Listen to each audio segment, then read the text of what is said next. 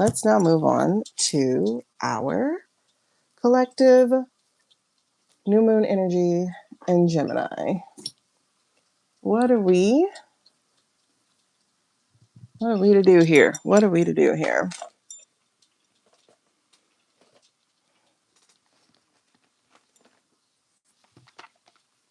All right, so we're going to move on our shadow cards real quick because it says we need a clean slate. Let's see what we're talking about. And then we're going to move over to our light seers. All right, so clean slate.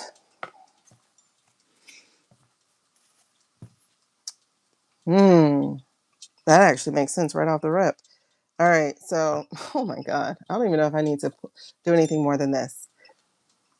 Yay, it'll be great to hit 1,000 subscribers, but I won't make a butt to it, but it'll be cool. It'll be cool. Feel a little more unsafe, but it'll be cool. I'm always protected. Okay, so right off the rip, the messages spoke immediately. So we're looking at limited beliefs and jumbled thoughts. This right here seems like the reading already. So if we're talking about clear slates, if we're talking about new starts, well, we gotta start here actually. So this feels like, so the jumbled thought says, the mind can make a heaven of hell and a hell of heaven. Confusion, anxiety, and escape. Wow. All right. So to begin, oh, thank you for the flowers, love. To begin with a clean slate, I think what we're being told here is, again, about our perspectives, right? And it's interesting because perspective has been the word of the week for me. This is about understanding where you are and what you're actually facing, what you're actually going through. I know this is like amazing. So if you notice, they're one of the same. They're the yin and the yang bars. Okay. But it's telling you that how you think about things is how it's going to be. But the problem is too, is that if you are allowing confusion or overthinking or even limiting beliefs to interject on what is spiritually your path of alignment or unalignment, right? You might be unaligned, but you're trying to convince yourself that you're the problem, or you're trying to convince yourself that if you just try harder, or if you just do this, or if you just do that, you're going to be able to fix the problem when your own spirit is asking you to see it for what it is. Like, no, child, this is a problem. This is a problem. It will not get better. It will not fix itself, and you will break under it. So don't try to make heaven out of hell, but also don't look at a moment. And this is one of the lessons I actually had to learn over this past couple of years or so, because it's felt like hell. It really has. But the cocoon period often does, right? The cocoon period or even the breakthrough moment often feels like hell because you're in the dark, you're alone, you don't know which way is up, you don't know which way is down, and you don't know how you're going to get out of it. That's never the hell. That is your timeout. That is the be quiet and sit with yourself. That is the what do I actually want? Who do I want to be? Where do I want to go? And even if you don't have the answers definitively, it's literally what's my next step? What do I want to do next? If I can be a kid all over again and the only responsibility I had was deciding what to do with my Saturday, let's say a very healthy kid, not one in a trauma family. But if I have a healthy Saturday, my Monday through Friday is in the past. I wake up on Saturday. What am I choosing to do? And do it, right? So I remember when I used to wake up on a Saturday, go make my cereal, turn on that TV and watch my Saturday morning cartoons. I did what I wanted to do. right? And then it was cleaning time after that. But this is like, get out of your way. Stop making things more complicated than it has to be. Stop trying to make shit look like sugar, and stop thinking sugar is shit. Okay. So this is like getting really quiet with yourself, really looking at yourself, being absolutely reflective, and getting out of your own way to see what's going on. Because this here, these limiting beliefs, it says ultimately you become what you believe, and mindset, self-realization. But let me point out though, if you are in the space of making a heaven out of a hell, if you're trying to make heaven out of hell, right? Um, you're gonna end up breaking you. If you're trying to fix you to fit a situation, you're gonna end up breaking you. You know, so example of that is me staying in teaching for 15 years. I thought I was the problem. If I get there earlier, if I just read more essays, if I would just force myself to grade, if I change schools, if I change states, if I got paid more, I thought I would be able to make that job work. But that job was my personal hell. And I would have nightmares about it. Like, I would literally have nightmares about it. So I was ignoring that. So in case you're wondering, how do I know the difference? Your body will literally tell you. I developed high blood pressure at 31 years old. And I developed it 2 months after having a clear, healthy exam, annual exam. Had a healthy annual exam in July. My doctor was like, "Oh my God, you're so healthy." I was like, "I know." And by October, they were talking about blood pressure pills. So I was trying to make heaven out of hell and thinking I was the one who needed to be changed. When in reality, it was my environment, my situation, etc. Conversely, as I said, I've been going through a period of financial hardship, which has been harder than anything else. I've had to rely on people. Everything that I used to do to get out of situations didn't work anymore. I used to just, sell workshops, sell classes, tutor, etc. But none of that stuff worked anymore. Excuse me. Because one, my body was like, hell no, girl, we ain't doing it. So I would drag my feet to get it done.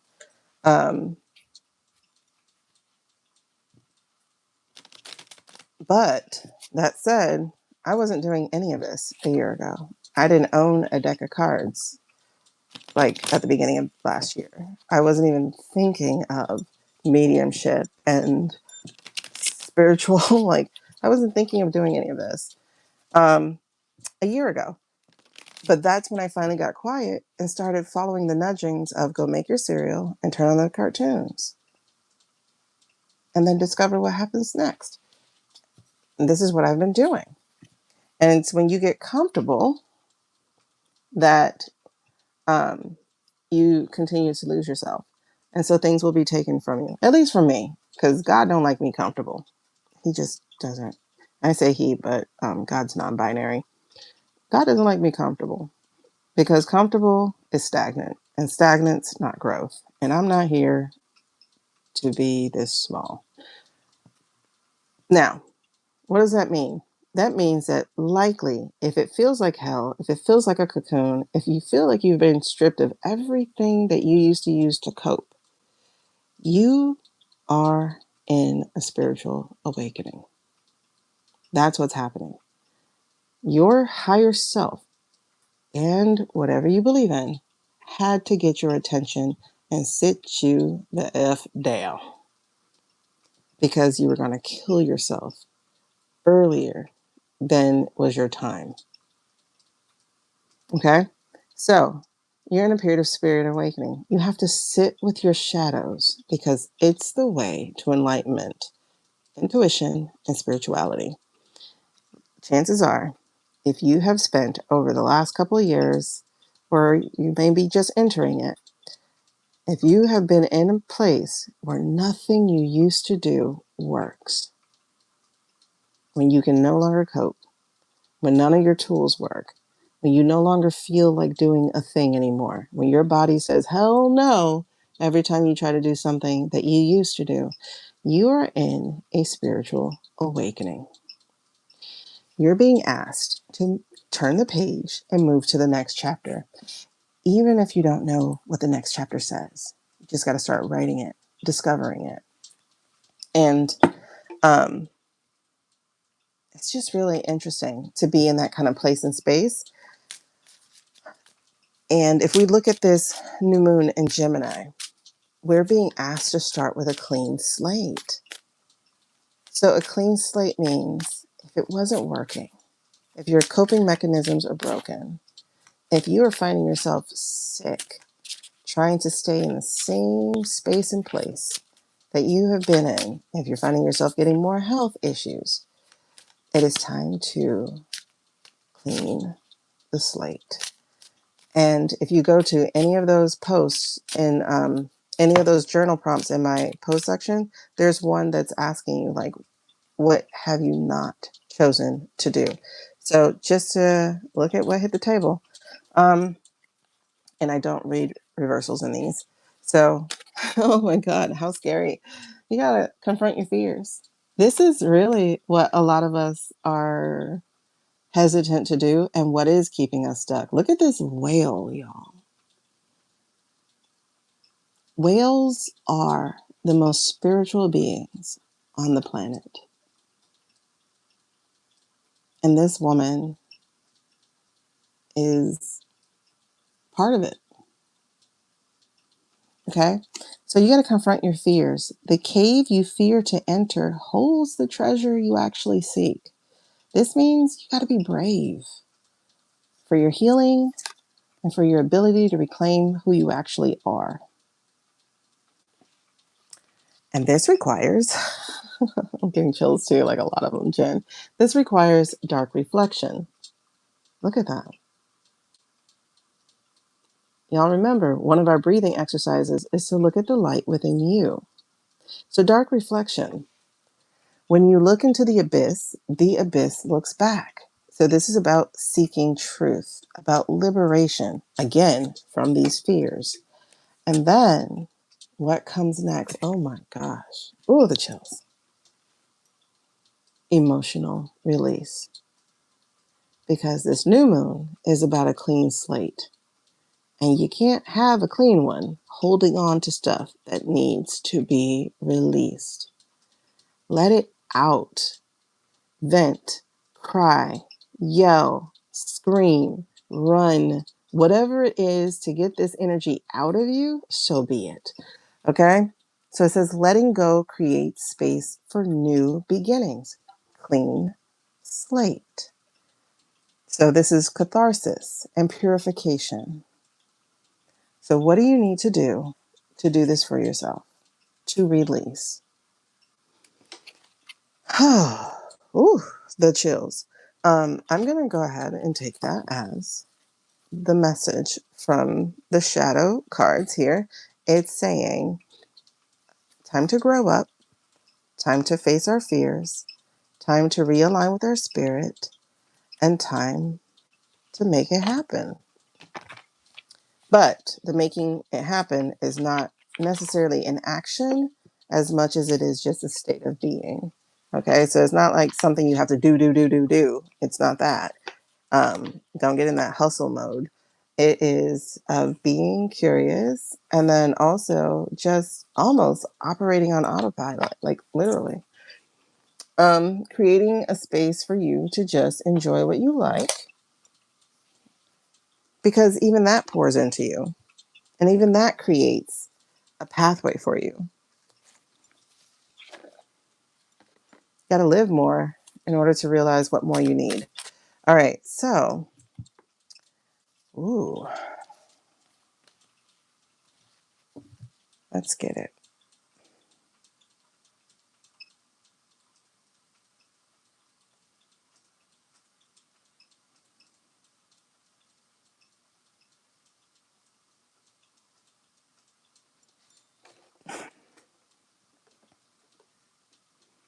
Okay.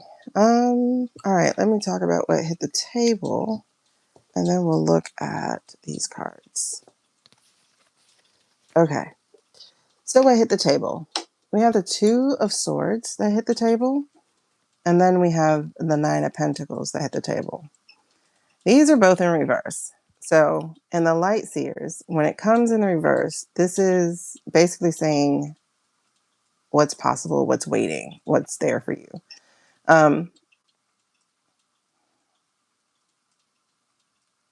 So I would say one of the things I'm receiving is that this is actually your current self. It is sitting in confusion. It is listening to too many outside voices, or even like overrunning your own with your internal voices. This is allowing confusion to keep you off track. Is kind of how I'm getting it, because I'm kind of thinking of it like Bloodsport, right? There's the movie Bloodsport with Jean-Claude Van Damme. It's one of my favorite old movies. And there's a moment where he's blindfolded, and the act of being blindfolded during his little sensei moment of like learning how to do things is because he needs to be prepared for whatever gets to come, right? And so later on in the movie, he ends up with a powder in his eyes, and he gets to revert back to the lesson that he had learned about centering, listening, being, and then moving. This is saying that you're reacting to fear of not being able to see, fear of not knowing what's in front of you, fear of not knowing the absolute next step, and being overwhelmed by choice, right? So the Nine of Pentacles is usually, the way I read it is usually, the world is your oyster, girl. Like, choose whatever you want, keep going, go forward. And then there's wisdom there with that owl that's there. And here in the reverse, it's like afraid to make the wrong one. And there is no wrong step here if it is operating from a place of being grounded, being still, listening to your spirit, and then moving, then reacting. If you're going to do this, then you're going to be able to make any choice that would still be in alignment with you. And here's why. Because the Three of Pentacles is alignment. Look at it. It's literally 1, 2, 3. Mind, body, spirit. They want to work with each other. They want to support you. And also, here it is, being still. Letting yourself ascend. Oh my God, I'm getting so many chills. Letting yourself ascend to your higher power. This is the Hierophant. This is the way of behavior. This is not the dry, Rider-Waite way of government and tradition. This is spirit, higher self, and allowing that to lead, to be your compass, to be your guide. These two came in the upright. So you are supported. Mind, body, spirit, heaven, everything. So this is getting in alignment and allowing yourself to be supported. And the other thing too here that I find interesting is that we go from 9 to 3. You're like, what's interesting about that? Well, it's the square root of 9. The square root of 9 is 3. In other words, we're going to simplify our life to the basics that we need. Eating good, exercise, and being with ourselves. Then reacting. And not even reacting, then taking action. Okay? And how do we do that? We have to sit with ourselves. We have to divine and hear the answer. And I promise you, it's not going to be a yell. It's going to be a whisper. It's going to be a nudge. It's going to be a wonder if, yeah, do it. It's what would happen if, I don't know, try it. Because that's the place of creativity and curiosity. And here's the thing that I want to say before we move on. Right under those, right under trusting yourself and trusting your spirit, look, girl, creativity, joy, fire, passion, owning yourself, leadership. This is everything. Look at the joy on both of their faces. Look at knowing that this light is your inner power, not just a torch that is lit. Look at how you hover above anything seeking to destroy you. This is where you are. This is what's promised for you. And then wild abandon. Who cares if somebody comes out of the tent and go, hey girl, what you doing on your knees playing a bongo? Because I want to. This is getting back in touch with a wild woman. This is about being in touch with your spirit. And this is like realizing that you hold so much more power. This is your year, whether you were born in the fire year or not. If you've been in the cocoon, you are the light that's going to find your way out of it. And that is what we're talking about with this clean slate. Recognize your power, y'all.